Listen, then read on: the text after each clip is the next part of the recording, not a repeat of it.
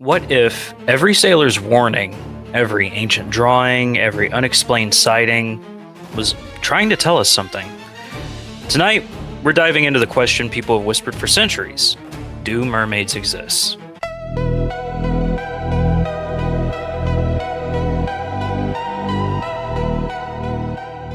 Welcome back, everybody, to Darkness Debaters. This is our special episode. Into the weird. Into the weird. Do mermaids exist? Does anybody want to kind of offer where we're starting? Like, as far as your opinion, Brandy, you want to go first? I'd like to believe that the Disney movies are right, and there's little mermaid families up under the sea, and they're singing and wanting to come up and marry Prince Charming. It's kind of mystical and magic and something we remember from all of our childhoods. And yeah. I'd like to believe that they're real, but let's talk about it. Yeah. I personally, I don't want to say I think mermaids are real, but I think that we don't know enough to say they're not. So how about you, NC? What you got? Well, there are arguments on both ends of the aisle for the existence of mermaids and against the existence of mermaids. And I agree with Brandy on the matter that it would be very romantic and magical to have mermaids in the sense of Ariel and her family singing songs and marrying Prince Charming, so to speak. But if they were to exist, they would probably exist in a very different way, and we can get into that.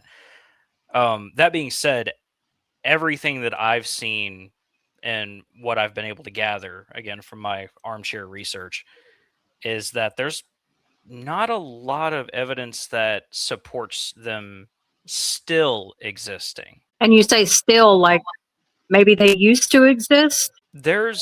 There's strong arguments I've seen for, at one point, something along the lines of mermaids having existed. And that has to go in with the fact that when you think about modern day man, we're Homo sapiens. Mm-hmm. But we always haven't been the only members of the Homo genus. There was the Neanderthals and Homo habilis and several different others. I can't remember their names off the top of my head. But you go back far enough in the existence of our world and what archaeological data that we have gathered up and whatnot. And there's a lot of arguments that would indicate that in a similar fashion to regular mammals that we know to be regular, land-walking mammals, us, dogs, cats, lions, oh my, there could have been a part of us that, much like the whales, stayed in the water. There could have been a genus of the Homo family that stayed in the water. Whether they're still around is honestly unlikely, because there's not any other members of the Homo genus that are still around to this day besides Homo sapiens. But they could be. They probably don't exist now. If they are still around, they probably don't exist now as they did when they did exist. They probably evolved into something we would classify as an entirely different species, the same way we evolved into an entirely different species, into Homo sapiens. But it's very interesting. Yeah. It is. Definitely. It really is. I first want to say, and I want to caution everybody, when you start doing research into do mermaids exist, you will find all kinds of videos, proof of mermaids. And one of the biggest pieces of proof that I saw that kept coming back were people sharing clips of a mockumentary that was put out by, I don't remember if it was Animal Planet, National Geographic, Discovery, one of those. They put out a mockumentary about mermaids. They said very plainly that this is a work of fiction. It's not real. It was told in a very incredible way. There was a fight scene between a merman and a shark. It had a story. But there are people who have shared that and shared clips of it, claiming this is documented proof, this is real, and it's just not. So I would urge everybody be very discerning about what evidence that you're claiming, hey, this is real, because a lot of it is not. And just like with a lot of alien footage, you get into really grainy, and you get this kind of footage where the camera's doing this the whole time, and it's blurry and it's dark, and people are like, oh, look, it's right there, you see that, and that's not proof. And that's not just, they were so nervous that their phone was shaking and they accidentally covered part. That's not proof. So be very careful, because I saw a lot of that too. I actually saw one where the guy's cheek was like right up here in the camera the whole time, and you could see like this much of the video, and like over here, like in this little corner that you can see, where you can see like the right here, there was like a fin that went by, and he was like, see, it's right there. So I'm not saying it was mermaids, but it was. I'm not saying it was mermaids, but it was mermaid. Yeah. So just be very careful. But I will say that I think the biggest argument that they definitely could exist is that there's so much about the ocean we don't know. And I know that there's been a scientific argument that if they existed, we would have found fossils, we would have found bones, we would have found some kind of evidence. But look at how many new sea creatures we find all the time that we had no idea existed, new types of fish that we can still see evidence of evolution, like where they had eyes at one time, now they do not, because they live in the depths and they don't need eyes. So I don't think that's a very good argument that they don't exist, just because we haven't found fossils and we haven't found, pieces of them washed up on shore, especially if you look at all the grainy, shaky, half-covered videos that claim that they found them on shore. And going back to that mockumentary, I want to throw this in too. There is also a video circulating that shows people on a beach with what appears to be the carcass of a mermaid. They appear to be very official. There's a van. There's several tables set up. There's people everywhere, like crews are working. They've got this mermaid on a stretcher. It's tied down to the stretcher. It looks like officials found a mermaid dead, and they are taking it in. That's actually behind the scenes footage of one of the mockumentaries, and it's being shared like it really happened. They were scientists, they were marine biologists that just happened upon this mermaid carcass. So it's just a behind the scenes video of a work of fiction. So be very discerning and be very careful when your friends send you that video and say, here it is, here's all the proof you need. Yeah, I just wanted to get into some of my research that I came across while researching. There are actually, we're talking all the way back to Columbus. Columbus actually noted in his journal on his first voyage over to the New World that he saw 3 mermaids rise up out of the water, and he described them not being as, I guess you would say, beautiful or pretty as the stories made them out to be. Now, critics quickly kind of debunked that by saying that manatees were often mistaken for mermaids out in the sea. I guess I've never been to sea for days on end. I'm sure like in the 1400s, there was lack of sleep, lack of nutrition, dehydration, lack of water. I'm sure all of those elements could lead to maybe some hallucination going on, because that certainly would be an issue.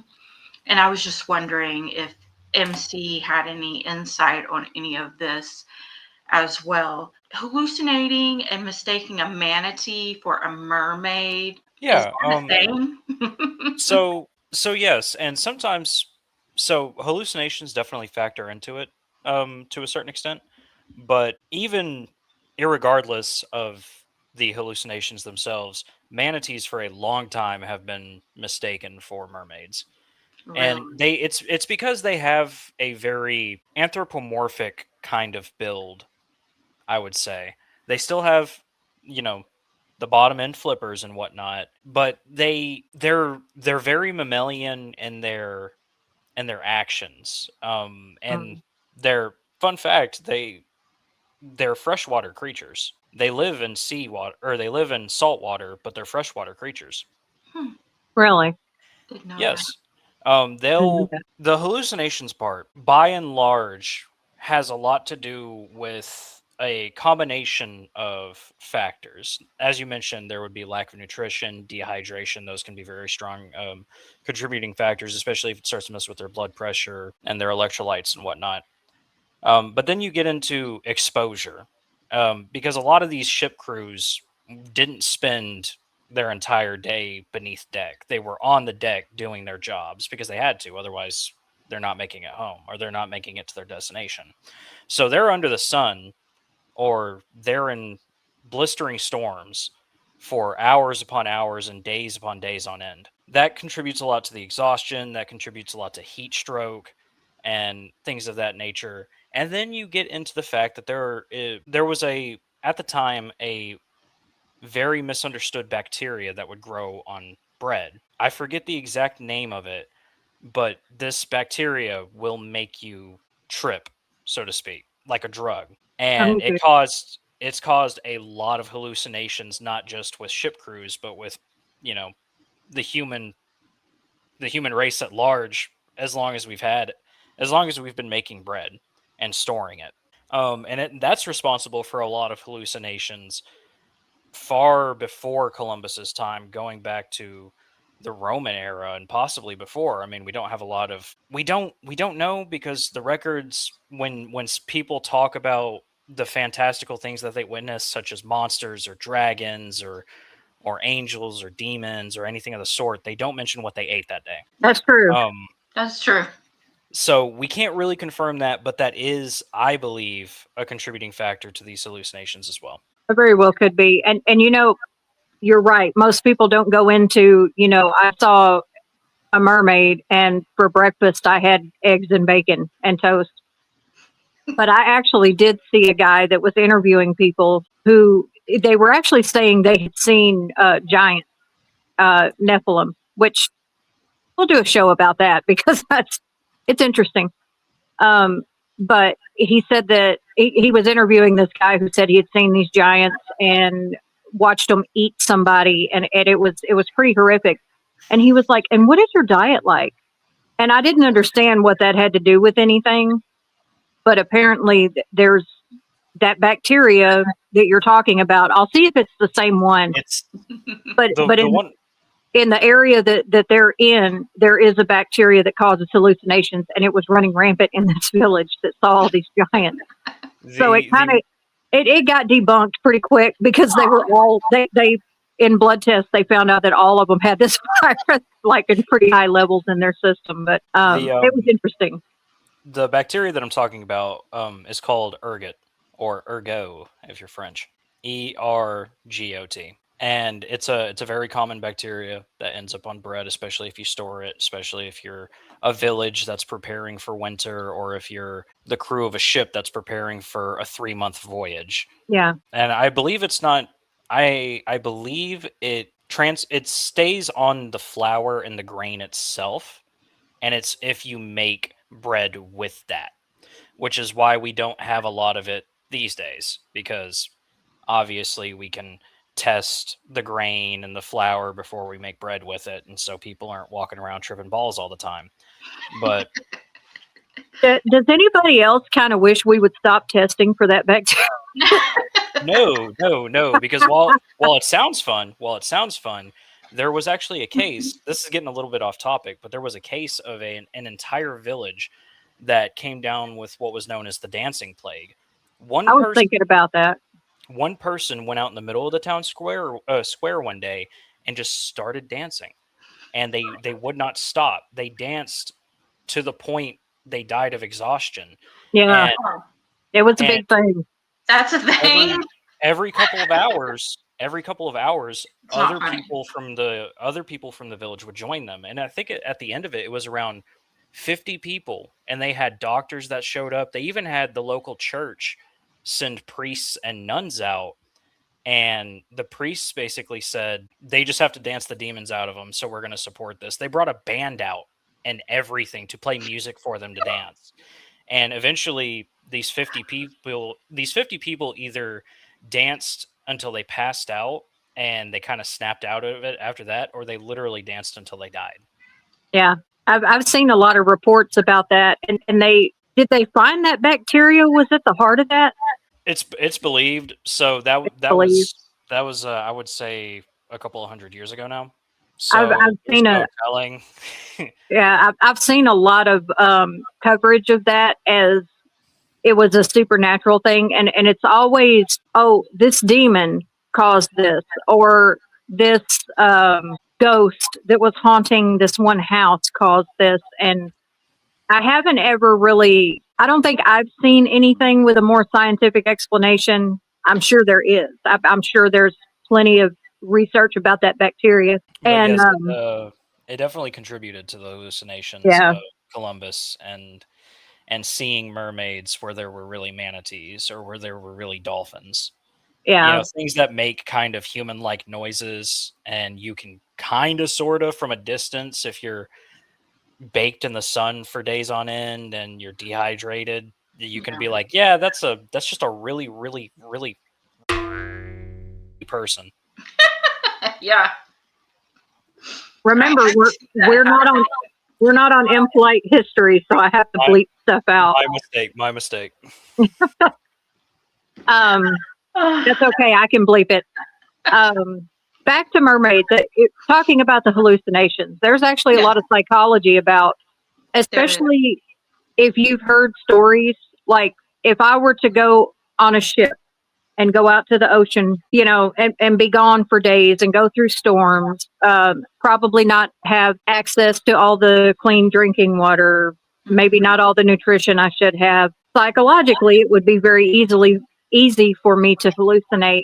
Very easy for me to hallucinate that I'm seeing a mermaid, even though I might be seeing a stick floating in the water because I know mermaid stories. So an ocean mirage. Yes, just like it can happen in the desert, it can happen on the ocean, and there are a ton of studies about that where they had film of people freaking out on the decks of ships, swearing they were seeing like a sea monster, a mermaid, something, a siren, and there was nothing there. The camera was looking at the water, and there was absolutely nothing there, nothing going on. So there's a lot to be said for that it could be hallucination. There's also a theory, and a lot of belief. Many cultures have legends about sea gods and sirens, and the Queen of the Drowned is a big one. I'll leave some links to some videos about that. I've seen a lot of people reference the Book of Enoch. The wives and daughters of the Nephilim of the angels were cast out into the sea. And I actually saw this huge argument about if you read the Bible, I don't remember exactly where it's at, but when Jesus cast out the demons into the pigs and they ran into the ocean, it's because there's demons in the ocean. There was a huge argument for that. And there's people who say that these sirens and these mermaids and everything, they're all the same thing, and they live in the ocean because they were cast into the ocean. I keep hearing that is supported in the Book of Enoch, but I have yet to find where it's at. If anybody's watching this and you know the verse, you know the page number, you know anything about where it's at, please drop that below because I do want to see it, but I have not been able to find it. I have not seen one supporting piece of evidence. I've seen a lot of people say it's there, but I can't find it. So if it is there and you know exactly where it's at, please let us know. Yeah, I wanted to kind of touch on that. So historically, stories of mermaids weren't like Little Mermaid. She came up out of the water and she wanted to marry me type stories from these sailors. Historically, there were stories of these mermaids out in the water. They were luring these sailors with their singing voices. They Mhm. were luring them, with their beauty. They would cause shipwrecks. They would blame the mermaids on the shipwrecks. They would sometimes, there were stories where they drugged the sailors deep underwater and led to their death. And they would even sometimes be stories where they actually fed on humans. So that kind of goes along with like what you were saying, the evil demonic side of it. If a sailor saw a mermaid, it was usually a bad omen of something terrible was soon to come. So that kind of goes along with what you were saying with demons in the water. Now, like you said, I've never seen this referenced in the Bible, but these are actually, some of the stories that were going around back in the day.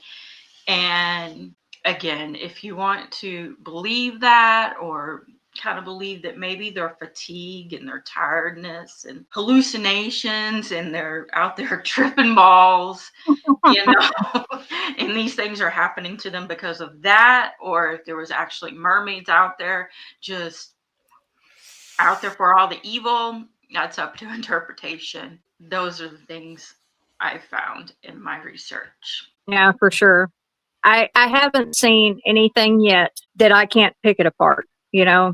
I haven't seen one piece of evidence yet that I can't dig and find out that it's not true in some way. But what I will say is, I've also seen from the scientific community things like, "Oh, we would have found fossils by now," which obviously that's not true, because we keep finding new species of fish, and other sea life, bacteria, even. And I've also seen people say, I saw this argument that we've actually mapped almost the entire ocean, and we've searched the Mariana Trench completely. I saw someone who was claiming a scientific argument that we have completely mapped the Mariana Trench and we know every creature that's down there. And I haven't seen one thing yet with proof of that either. I haven't seen one thing that says, actually, what I see is we've still got a long way to go with the Mariana Trench. And that's where most of the new sea life that I've seen recently trying to research this has come from, is that trench. I think on one hand, we have people who want to believe so bad. Maybe when they hear something, they're not hearing to understand, they're just hearing to repeat, or they're hearing to respond, but they're not really listening to what they're hearing. They're, taking parts of it and saying, okay, see, this supports my claim. And on the flip side of that, we have people using science to do the same thing. There's a lot of things that 50 years ago science told us was impossible, that is now, it's been proven that it is absolutely possible. So I don't think we can, at this point, we can't really use science to rule out mermaids just because we haven't found them. If they are the kind of creature, the siren type creature that lure men to their deaths, if they do feed on humans, there are some legends that say that they will take you if you go out into the water and say you want to stay with them. They will come take you, and they turn humans into slaves, and you build underground or underwater cities. And there are people who have claimed to have been taken there, and lived for years, and then were released and came back, and their family members say something's different about them, like they lost the ability to speak, or they used to have brown eyes, now they have ice blue eyes, and they used to have red hair, but now their hair is kind of a bluish white color. Like there's a lot of things, and of course there's nothing. When you get into those stories, you can't find pictures, you can't find, where these people were taken to doctors, and the doctors documented that, hey, this has happened to them. There's no huge national media coverage about it, where the person was interviewed or anything. But it's definitely interesting, some of the stories you get into and some of the old legends. And You got to think these legends came from somewhere. You know, mermaids are stealing children. Keep your children away from the water. That's just a cautionary tale. Don't let your kids play around the water. They will fall in. And certain bodies of water, like the Great Lakes, they keep their dead. You don't get them back.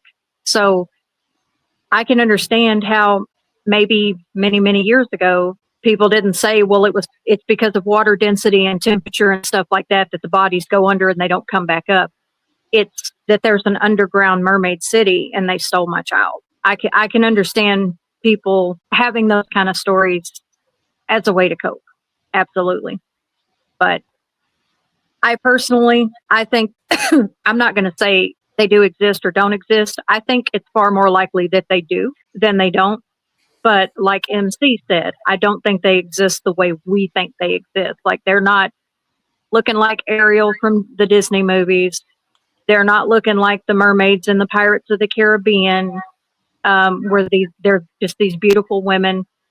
And if they are, or if you think they are, maybe it's a mask. I think there's a lot we don't know, and that's just my personal opinion. If I had to say yes or no, do mermaids exist? I'm going to say yes. To kind of bounce off of that, there's an evolutionary precedent. So this is by no means, this is my interpretation, and this is me in some ways parroting some of the things that I've read, but I'm trying to be as original with it as I can. But there is an evolutionary precedent for the existence of mermaids in some capacity. We know through our studies through the evolution of the human race throughout, thousands upon thousands, tens, hundreds of thousands of years at this point, that at some point our prehistoric ancestors crawled out of the water and started living on land for a little bit, and then eventually we acclimated enough and evolved enough to where we could stay on land permanently. But it didn't start. Our prehistoric ancestors didn't just jump out of the water one day and say, "Okay, we're land creatures now."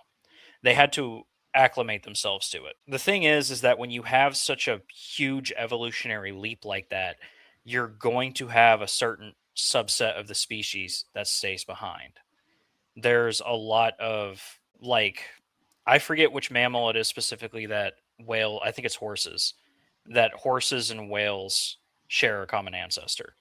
I could be wrong, but there is a land-based mammal that shares a common ancestor with whales. The only thing is that that common ancestor, part of the population went to land and part of the population stayed in the water. Mankind, one of our biggest anthropological and archaeological searches, has been for what we call the missing link, which is the species that links mankind to the water. We want to know which one of our ancestors was the one that specifically came out of the water.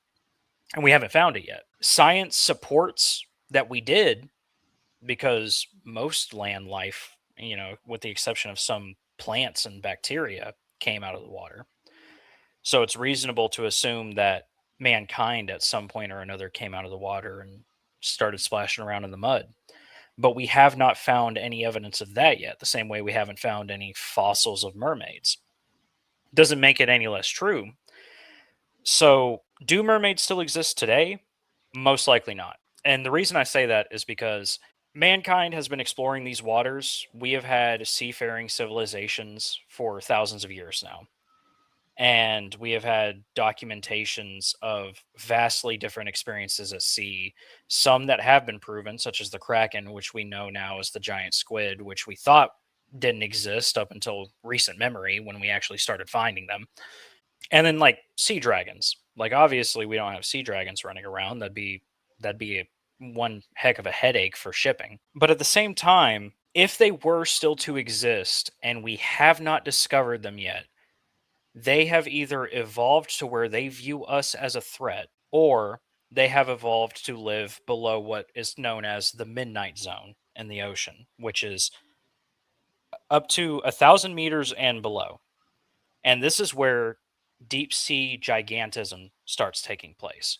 Now, the reason why they would want to stay this low is because there's not a lot of predatory animals, barring some whales and sharks, that can dive down that deep. The problem with that is that depending on where they stay within the depth chart of the ocean would indicate if they shrink or if they grow. If they grew, we probably would have seen some evidence of them by now. We would have had carcasses wash up on the beach.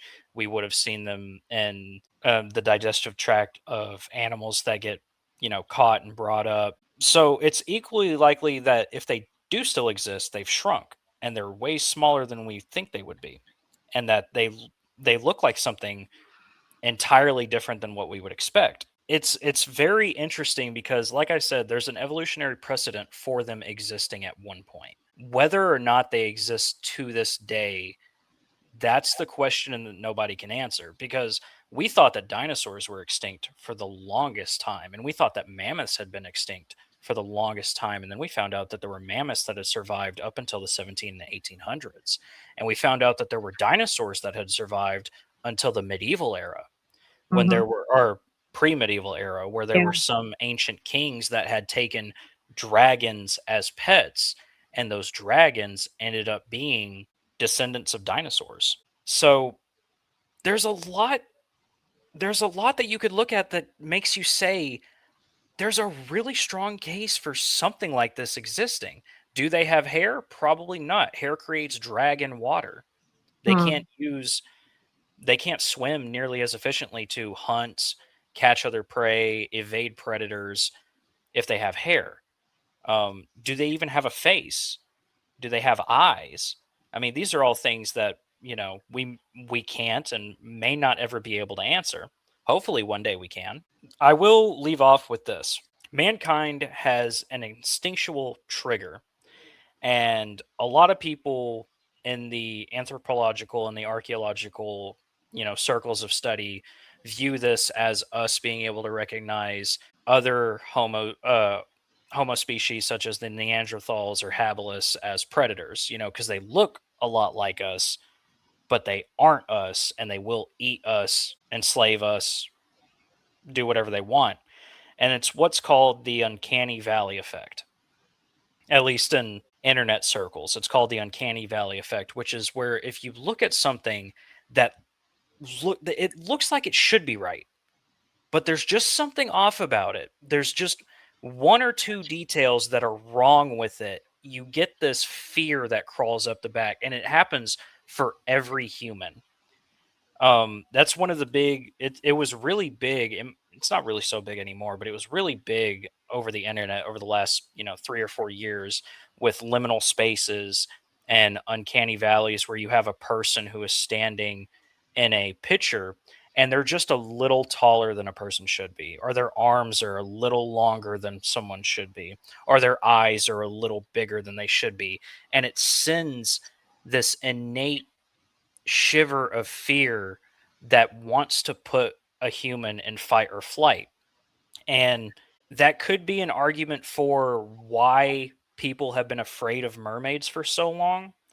And it could also be an argument for, if mermaids do still exist, why they want absolutely nothing to do with us, because the odds are they probably have that same instinctual trigger built into them. I'll say if mermaids exist, I hope we never find them.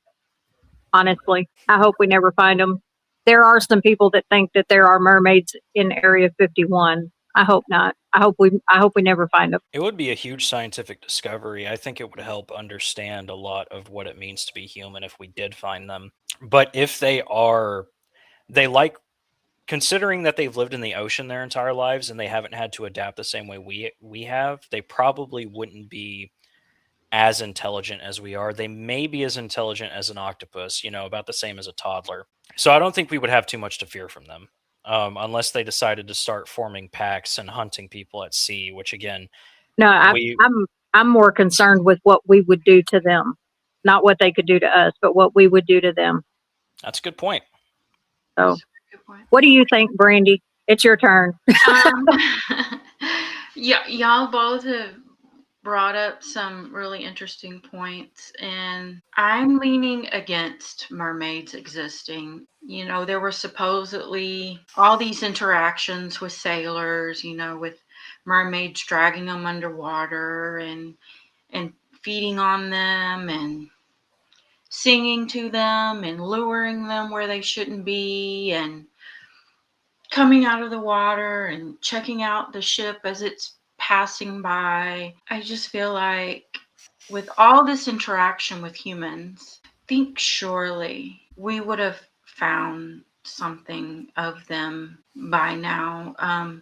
If they're coming to the surface to interact way back then, why didn't we find anything of them back then? They clearly weren't hiding deep in the deep ocean, hiding out. And, you know, I can see maybe a possible evolution, but if they used to come up and interact in their own little mermaid way, I feel like we would have found something of them by now. So I'm going to lean against mermaids existing. And that brings us to you, Framley. What do you think? Do mermaids exist now? Did they exist at one time? Are they an absolute figment of our imagination and the imagination of sailors? Are they a hallucination? Or is it some combination of all of those? Are they just not what we think they are? Do they exist today, but we just don't get it? Is a manatee a mermaid? Is that what is that who the mermaids are? There's certainly a strong argument for that. Mm-hmm. So thank you guys so much for talking to me about mermaids this long. Yeah. This was a fun rabbit hole to go down. It absolutely was. It absolutely was. And remember, folks, you know, true crime and the things, the subject matter that we talk about a lot, or subject matter, gets real deep and it gets real dark, and it can take a toll on you, on your mental health. So it's good to take a step back and take a breath, have some mental health recoup time so that you can dive back in. Remember, take care of you, because you can't take care of somebody else if you're not okay yourself. And it is okay to not be okay, but also reach out for help. That number 988, you can call it or text it. Help is available. And do something you enjoy doing today. Do something fun, even if it's just riding around singing at the top of your lungs. You don't have to be able to sing to have a car concert. Just do it. MC Brandy, thank you so much for joining me today. Yes. Absolutely. It's been fun. It's been fun. It has been. And we will be back again with Into the Weird. We're going to do it once a month. So this is the April, I believe. We're recording this a little bit early, but this will be the April Into the Weird. The last one was whether or not the moon landing was real. So if you haven't seen that, go check that one out. That was also fun and very lighthearted. Yeah, we still got vampires, ghosts, goblins, Bigfoot, all kinds of stuff coming up for you guys. So join us, and also don't forget, order your W energy. Yes. Everybody needs some energy, and I think that's going to do it for us for this time. I just want to remind everybody, darkness debaters, to keep shining light where darkness dwells. 100%. All right, guys. We will see you right here next time, next Sunday. Bye. Bye.